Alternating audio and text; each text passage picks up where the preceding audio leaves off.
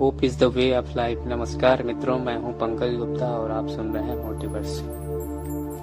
सम्राट के एक मंत्री ने बताया कि उसके राज्य में एक लाओत्सु नाम का असाधारण दार्शनिक रहता है जिसके एक एक शब्द में रहस्य छुपा हुआ है। उसके जैसा प्रबुद्ध व्यक्ति दूर दूर तक नहीं है। तब सम्राट ने लाओत्सु से मिलने का विचार किया तथा अगले ही दिन उससे मिलने के लिए निकल पड़े। लाओत्सु पहाड़ के पास ही एक छोटे से गांव में रहता था। रास्ता काफी लंबा था। बीच में लोगों से पता किया तो काफी तारीफें उसके बारे में सुनी। सम्राट ने भी सोचा सच में यह एक बहुत प्रभावशाली और पढ़ा लिखा बुद्धिजीवी होगा। शाम को जैसे ही सम्राट गांव के पास पहुंचते हैं, एक मजदूर जिसका शरीर मिट्टी से भरा हुआ है उससे पूछते हैं, महोदय लाओत्सु कहाँ मिलेंगे? मैं बहुत दूर से उनसे मिलने के लिए आया हूँ। मजदूर ने कहा, श्रीमान आप अंदर बैठिए, मैं अभी लाओत्सु को बुलाता हूँ। कुछ ही देर में लाओत्सु आया और सम्राट को नमस्कार किया। सम्राट ने उन्हें बहुत ध्यान से देखते हुए कहा, आप तो वही व्यक्ति हैं जिनसे मैं अभी मिला था। लाओत्सु ने कहा, क्षमा करें सम्राट, मैं एक छोटा सा काम कर रहा था। मैं ही लाओत्सु हूँ, आप अपने आने का कारण बताइए। सम्राट ने बहुत ही विनम्र भाव में कहा, मैंने सुना है आप जैसा असाधारण बुद्धिजीवी इस राज्य में कोई नहीं है, तो आपसे मिलने के लिए चला आया। मुझे आत्मज्ञान पर उपदेश दीजिए। सम्राट ने फिर से कहा, मुझे माफ कीजिएगा, आपके पास तो ना कोई किताब और ना ही कोई सिद्धि के संकेत दिखाई देते हैं, फिर भी आप बहुत शांत दिखाई दे रहे हैं। क्या आप अपना रहस्य बता सकते हैं? लाओत्सु ने कहा, सुबह का समय बहुत ही सही रहेगा। आप सूर्योदय से पहले मुझे मिलें। और यह कहकर लाओत्सु मौन हो गए। सम्राट को कौतूहल के कारण रात भर नींद नहीं आई। उन्हें यह बेचैन किए जा रहा था कि लाओत्सु उन्हें सुबह क्या बताने वाला है। अगले सुबह सम्राट अपने मंत्री के साथ वहां पहुंचे। लाओत्सु पहले से ही बगीचे में वहां खड़े थे। लाओत्सु ने बहुत ही विनम्र भाव में कहा, सम्राट यहाँ आइए और इस झरने से इन सभी पौधों में पानी दीजिए, लेकिन ध्यान दीजिएगा कि पानी देते समय कोई अन्य विचार आपके दिमाग में ना आए। अगर कोई विचार आपके दिमाग में आता है तो आपको फिर से पहले पौधे से पानी देना होगा। अतः आपका पूरा ध्यान पौधे और पानी पर ही रहे। जब आप सारे पौधों में पानी दे दीजिएगा तो मुझसे मिलिएगा। सम्राट को पहली बार इस प्रकार का काम मिला था। सम्राट और मंत्री लाओत्सु के इस काम से काफी परेशान थे। सम्राट ने पहले पौधे में पानी दिया, दूसरे पौधे में पानी दिया। अभी जैसे ही तीसरे पौधे तक पहुंचे, तभी उनके दिमाग में अपने महल के बागीचे के बारे में ख्याल आया। सम्राट बहुत बुद्धिमान थे। सोचा अगर मैंने कोई चालाकी की तो पकड़ा जाऊंगा। सम्राट पुनः पहले पौधे से पानी देना प्रारंभ करते हैं। अभी जैसे ही दूसरे पौधे तक पहुंचे, तभी महल के पास से बहने वाली नदी के बारे में सोचने लगते हैं और ऐसा करते करते उन्हें शाम हो जाती है, लेकिन अभी तक भी वह अंतिम पौधे तक नहीं पहुंच पाते।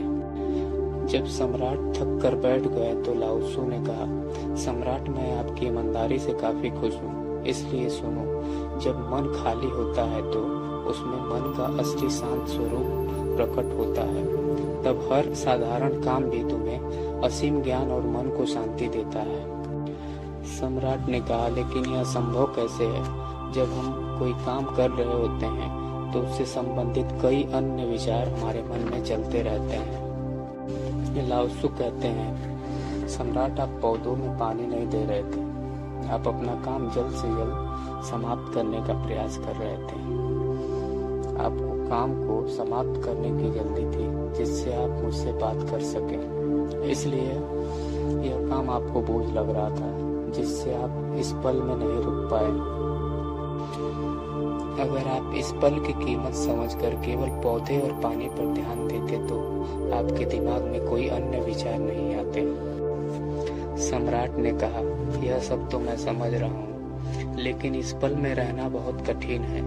क्या मुझे इसके लिए अकेले रहकर तपस्या करनी पड़ेगी? लाओत्सु कहते हैं, शांत मन तो पहले से ही हमारे भीतर मौजूद है, इसके लिए हमें अपने सांस पर ध्यान देना सीखना होगा। तब पता चलेगा कि शांति तो सांस में ही बनी हुई है। आप बोलते, चलते, खाते, पीते, सोते, सोचते हर समय अपनी सांस पर ध्यान दे सकते हैं। जब आप ऐसा करते हैं तो आपका बिखरा हुआ मन सिमटने लगता है तथा शांत होने लगता है, साथ ही साथ एकाग्र होने लगता है। एकाग्र मन से कोई भी काम किया जाता है तो उसका पूरा अस्तित्व, मन, शरीर, मस्तिष्क, इंद्रियां उस काम में लग जाती हैं और कोई विचार नहीं उत्पन्न होते हैं। जब ऐसा होता है तो कर्ता और कर्म एक हो जाते हैं और हमारे वन पॉइंटेड माइंड में साइलेंस अवेयरनेस जो पहले से ही हमारे अंदर बनी हुई थी वह प्रकट होती है। तो इसे आत्मज्ञान, आनंद या प्रेजेंट मोमेंट कह सकते हैं। हमारी सांसें बड़ी रहस्यमयी है। यह ना तो भूत ना ही भविष्य में चलती हैं, यह हमेशा वर्तमान में चलती हैं। जब हम अपनी सांसों पर ध्यान देते हैं तो अपने अतीत और भविष्य से निकलकर वर्तमान में आ जाते हैं, और जब हम वर्तमान में जीना सीखते हैं तो वर्तमान में कोई विचार हमारे मन में नहीं होता, क्योंकि विचार केवल और केवल अतीत और भविष्य के कारण पैदा होता है।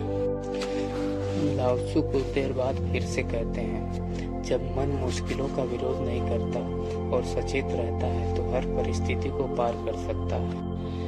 कभी काम को बोझ समझकर जल्दी जल्दी समाप्त करने का प्रयास नहीं करना चाहिए, क्योंकि इससे तनाव उत्पन्न होता है। आप यहाँ नहीं कहीं और होना चाहते हो, और काम जो वर्तमान का दरवाजा था, वर्तमान में जीने की कला थी, वह सच में बोझ लगने लगता है। इसकी जगह काम शुरू होने से पूर्व अपना ध्यान सांस पर ले आओ। सांस पर ध्यान धीरे धीरे काम के ध्यान में बदल जाएगा। यह सुनकर सम्राट ने लाओ त्सु से पुनः पूछा, महोदय, एक साथ दो काम कैसे संभव? यदि मैं अपना ध्यान सांस पर लगाता हूँ तो काम पे ध्यान नहीं लग पाएगा, और काम पे ध्यान लगाता हूँ तो सांस पर ध्यान नहीं लग पाएगा। लाओ त्सु ने बड़े ही विनम्र भाव में कहा, सम्राट, जब आप पौधे को पानी दे रहे थे तो आपका ध्यान केवल पौधे की बजाय अन्य विचारों पर भी था। हमारी सांसें निरंतर वर्तमान में चलती हैं। विचार भूत और भविष्य की छाया प्रति होती हैं। मैंने आपको सांस का ध्यान बताया है। एक बार हमारा मन एकाग्र हो गया, विचारों से खाली हो गया, उसमें कोई विरोधाभास नहीं रहा, तो तुम जिस काम पर भी चाहोगे, जितनी देर के लिए भी चाहोगे, तुम्हारा ध्यान उस काम पर टिका रहेगा। उस समय कोई अन्य विचार तुम्हारे दिमाग में नहीं आएगा और उस काम को करने की गहराई भी बढ़ती चली जाएगी। वो काम अब तुम्हें बोझ नहीं लगेगा, बल्कि हमारा ध्यान हो जाएगा। लेकिन इसके लिए हमें इस संसार से बिल्कुल अलग चलना होगा। संसार में एक होड़ लगी होती है। हर कोई एक दूसरे से आगे निकलना चाहता है और जल्दी काम को पूरा करने के चक्कर में उस पल में ठहर नहीं पाता, इसलिए उस काम में अपना ध्यान नहीं लगा पाता।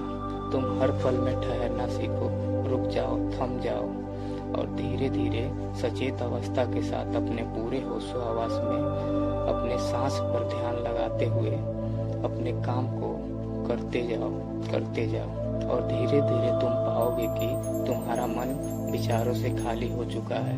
अब तुम्हें वास्तविकता की झलक दिखाई देगी। तो मित्रों, कैसी लगी यह कहानी कमेंट सेक्शन में जरूर बताना, और अच्छी लगी तो शेयर करना और साथ ही साथ सब्सक्राइब करना, बेल आइकन को भी दबा देना ताकि हम एक नई पहल के साथ एक दूसरे से जुड़ सकें।